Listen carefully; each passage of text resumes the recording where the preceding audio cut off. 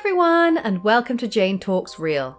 It's Slayer Sunday, where I will be talking about and reviewing all the episodes of Buffy the Vampire Slayer in order. Today I'm looking at Season 2, Episode 20, Go Fish. Go Fish. We begin the episode at the beach, and hold up, this is going to be the fastest I nitpick the show, because since when did Sunnydale have a beach? We get an aerial shot of the town and its surrounding area in the series finale, and it's pretty damn landlocked, so this beach is a lie. Anywho, there's a victory party going on, which Xander isn't a fan of because he's cold, despite his usual ugly knitwear choices.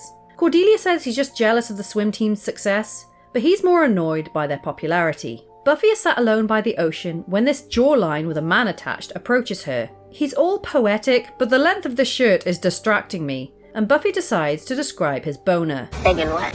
He says him and his swim buddies come here to practice, and Buffy exposition dumps out of nowhere. So, Cameron Walker, you just won the state semi-finals. What are you going to do next? Wait, there were 3 writers on this thing and they all let that line slip by? That's not how people talk!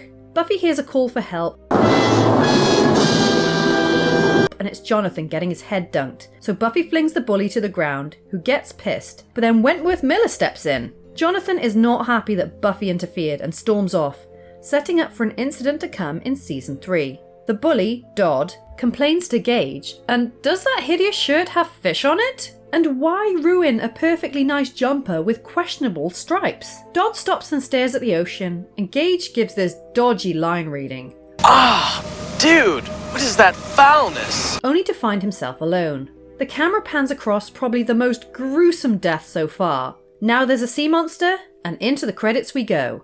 Oh my god, retro! Willow is still teaching the computer class, and she comes across Gage, who is clearly not doing the assignment. Snyder comes in and asks if she's okay to continue teaching the class for now, and she says she is, but wait.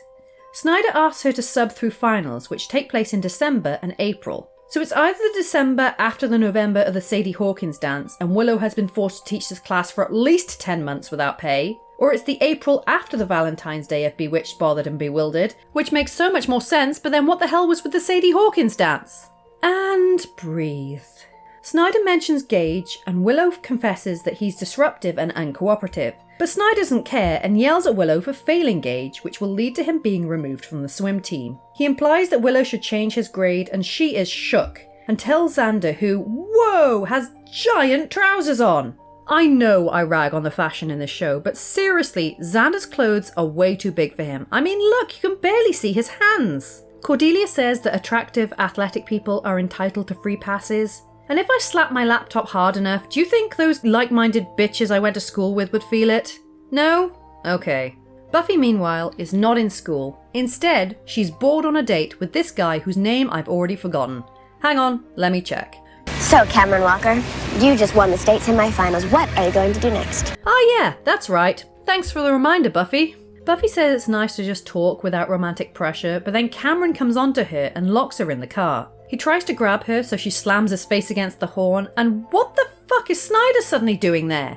Snyder blames Buffy, and Cameron jumps in saying Buffy led him on and then attacked him. And oh boy, do we have lots to discuss. Cameron blames the way she dresses, and then his coach comes in saying he needs Cameron in top form now that Dodd is missing, and tells Buffy to dress less slutty. No, you know what? I'm going to hold in my thoughts until the end, otherwise I'll end up going off on a tangent. Feeling the same, Buffy rants to Giles, Willow and Xander, who are looking into the remains of Dodd on the beach, who appear to have been ripped open and eaten from the inside. Like an Oreo cookie.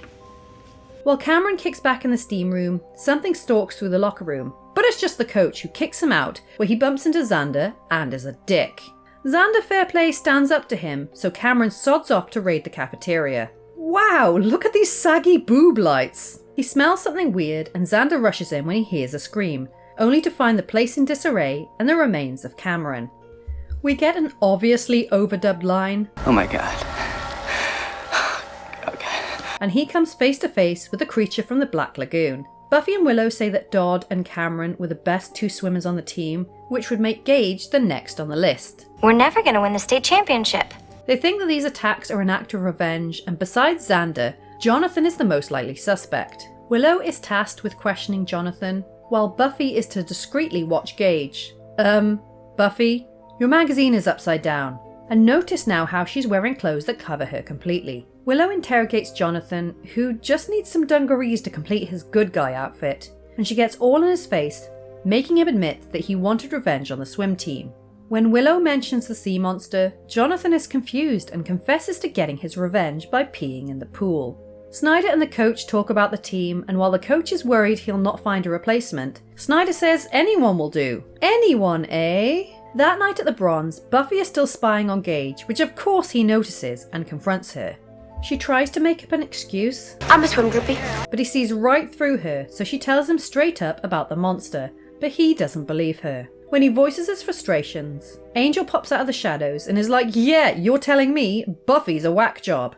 They bond over their mutual disdain for her, and when Angel goes to turn him, he spits out Gage's blood in disgust and throws him at Buffy, who's trying to help. Gage is freaked out that Angel isn't the monster that killed the others, and asks Buffy to walk him home, a nice reversal of the usual trope. It's swim practice, and Gage stops to wave at Buffy, now they're BFFs, and Buffy speculates that maybe his blood contains steroids, which is why Angel rejected it. There's been no success researching the fish monster, but no time for that, because here comes Xander,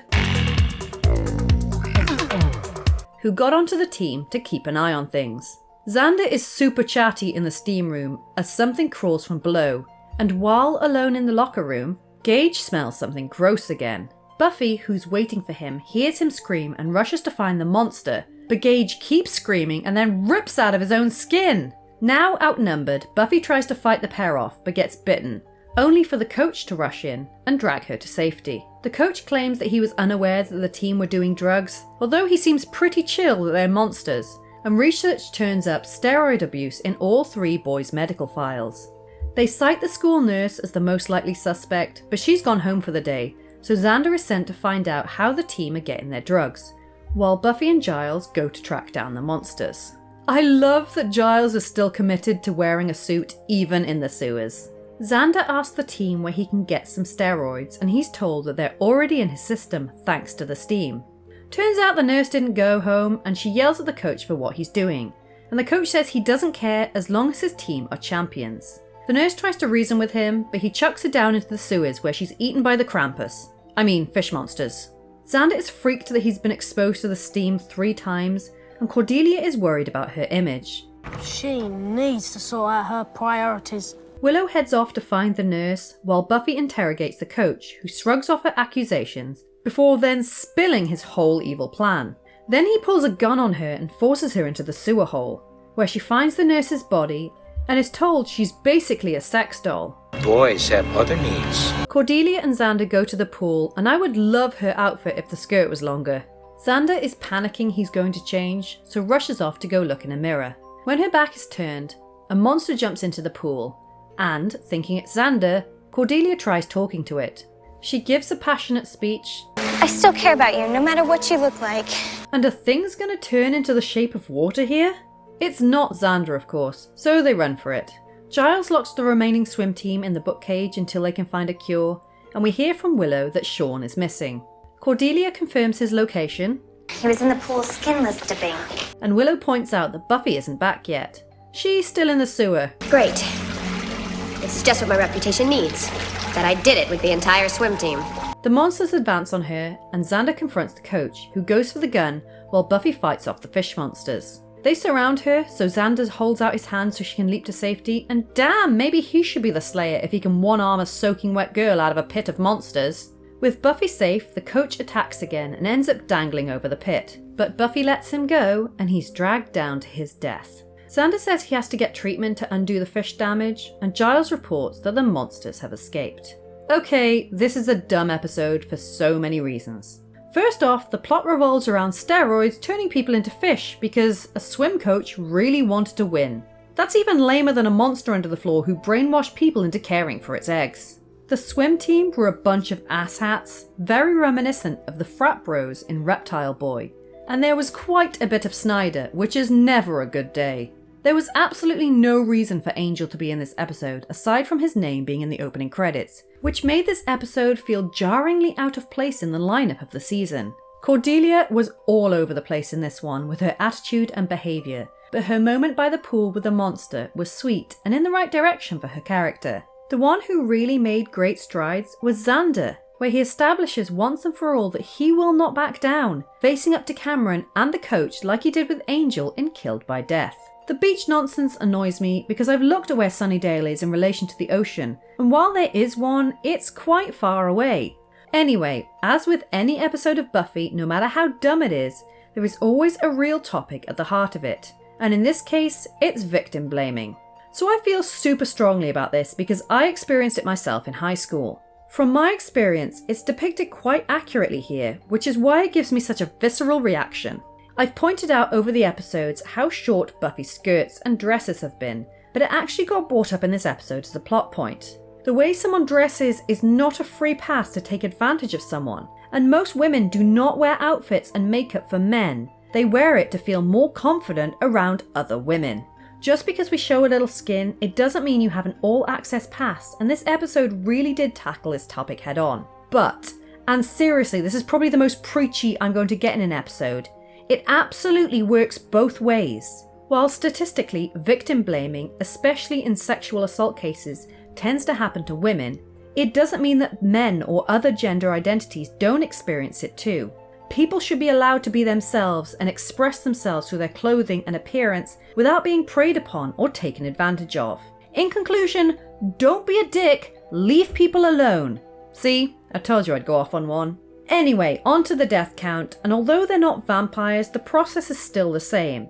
So I've got a count of 6, 2 humans and 4 transformations. Our transformations are Dodd, the beach bully, Cameron and his broken nose, Gage, and this dude Sean, all transformed from the inside out into sea monsters. On our 2 human deaths are Nurse Greenlee, thrown to the monsters by Coach Carl, and then Coach Carl, who ended up with the same fate. That brings our running total to 23 humans, 8 transformations, 28 vampires, 1 zombie, 1 mummy, 4 demons, and 1 monster. So there you have it. That was Go Fish.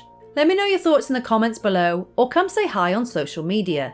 If you enjoyed this video, then please hit that like button, it really does mean a lot. Or consider subscribing if you want more videos like this one. Thank you so much for watching, I'll speak to you soon, and don't let the vampires bite.